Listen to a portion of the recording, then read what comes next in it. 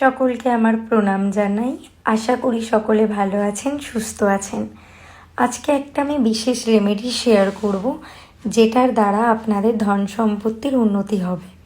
কি করবেন? খুবই সিম্পল একটা রেমেডি, এমন কিছু খুব কঠিন রেমেডি নয়, এটা সবাই করতে পারেন। কি করবেন সেটাই আমি বলছি।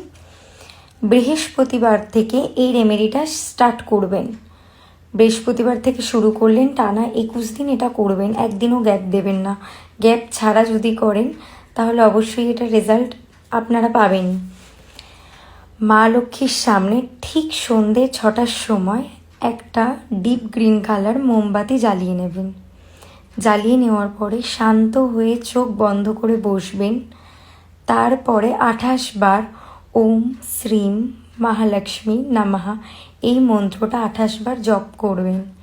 28 বারও করতে পারেন, 108 বারও করতে পারেন। এই মন্ত্রটা জপ করতে করতে নিজেরা একটা ম্যানিফেস্টেশন করবেন যে আপনাদের ধন সম্পত্তির উন্নতি হচ্ছে, কোনো অভাব অনটন থাকছে না, মা লক্ষ্মী আপনাদেরকে আশীর্বাদ করছে, ভরে ভরে আশীর্বাদ করছে। এটা আপনারা ম্যানিফেস্টেশন করতে থাকবেন।